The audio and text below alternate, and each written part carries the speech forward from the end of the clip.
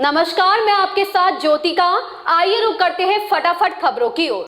CPI के वरिष्ठ नेता प्रकाश करात ने कहा है कि त्रिपुरा में अगर लेफ्ट कांग्रेस गठबंधन को जीत मिली तो राज्य में फिर से पुरानी पेंशन योजना लागू की जाएगी। पश्चिमी त्रिपुरा के खैरपुर जिले में एक जनसभा को संबोधित करते हुए सीपीआई नेता ने यह ऐलान किया। करात ने कहा है कि सत्ता में आने के बाद भाजपा ने ही 2018 में त्रिपुरा में नई पेंशन योजना लागू की थी। महाराष्ट्र के पुणे में स्थित गूगल के दफ्तर में एक बम लगाने की अफवाह उड़ाने वाले शख्स को पुलिस ने हैदराबाद से पकड़ लिया है। बताया गया है कि पुलिस ने रविवार को धमकी मिलने के बाद ही गूगल के मुंडवा इलाके में स्थित ऑफिस में छानबीन की थी। हालांकि दफ्तर में बम की बात अफवाह साबित हुई है।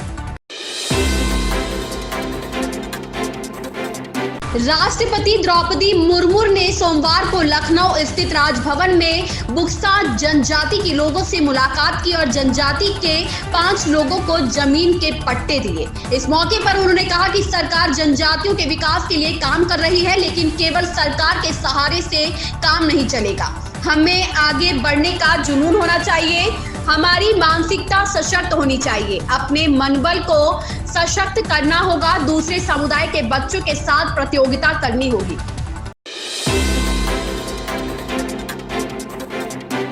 मौसम में आए बदलाव के बाद दिल्ली एनसीआर में चली हवा से पारे में मामूली गिरावट दर्ज हुई। हालांकि दिन में खिली हल्की धूप से रविवार को थोड़ी राहत रही। सोमवार को भी दिल्ली में 35 किलोमीटर की गति से हवा चलने का अनुमान है, जिससे तापमान में कुछ और गिरावट हो सकती है। हालांकि मंगलवार से तापमान में बढ़त होने की उम्मीद है।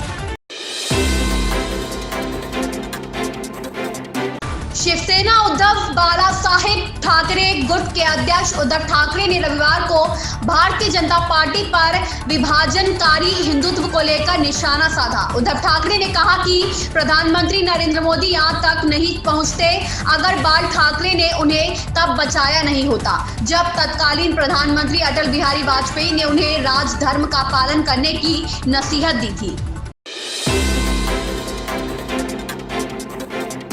राजस्थान सरकार के फैसले के विरोध में सरकारी स्कूल शिक्षक उतरे हुए हैं। शिक्षकों की नाराजगी विद्यार्थियों के जन आधार कार्ड अपलोड करने की जिम्मेदारी को लेकर है। सरकार ने विद्यार्थियों के जन आधार कार्ड अपलोड करने का जिम्मा शिक्षकों को सौंपा है और इसी बात का विरोध किया जा रहा है। शिक्षक संघ ने शिक्षकों पर दबाव डालने का विरोध जताया है।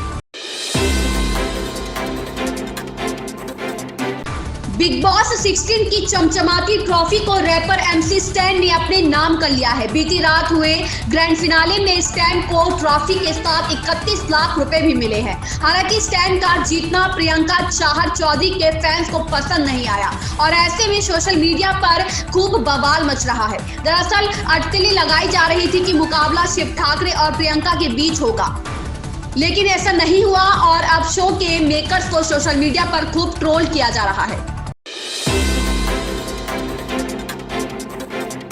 अडानी मामले को लेकर राज्यसभा की कार्यवाही हंगामेदार रही। विपक्षी सांसदों के हंगामे और नारेबाजी के कारण राज्यसभा की कार्यवाही को 2 बार के स्थगन के बाद अगले महीने 13 तारीख तक के लिए स्थगित कर दी गई। राज्यसभा की कार्यवाही जैसे ही शुरू हुई, विपक्षी सांसदों ने हंगामा मचाना शुरू कर दिया। इसके बाद सभापति जगदीप धनखड़ को सदन की कार्यवाही को स्थगित करनी पड़ी। उत्तर प्रदेश की राजनीति में रामचरितमानस विवाद वक्त बीतने के साथ शांत होने के बजाय और चर्चित हो रहा है। एक के बाद एक करते हुए सूबे के कई सियासी दिग्गज इस विवाद के अखाड़े में कूद चुके हैं। नया नाम जनसत्ता दल लोकतांत्रिक के राष्ट्रीय अध्यक्ष विधायक कुंडा रघुराज प्रताप सिंह उर्फ राजा भैया का है। राजा भैया ने कहा कि हमारे भगवान को कोई अपमानित करे तो हमको उसका तार्किक ढंग से प्रतिकार करना चाहिए। भगवान राम भी परीक्षा ले रहे हैं कि मैं देख रहा हूं कि कौन बोलता है मेरे प्रति या सब सिर्फ कथा सुनने ही चले आते हैं। तमिलनाडु के राज्यपाल RN रवि ने सोमवार को स्टालिन सरकार पर जोरदार हमला किया। उन्होंने कहा, राज्य में दलितों के खिलाफ अपराधों की संख्या में वृद्धि हुई है। राज्य सरकार दलितों के खिलाफ कथित अपराधों को रोकने में विफल रही है और यहां आपराधिक न्याय प्रणाली पूरी तरह से धराशायी हो गई है। इन खबरों में इतना ही। बने रहिए हमारे साथ।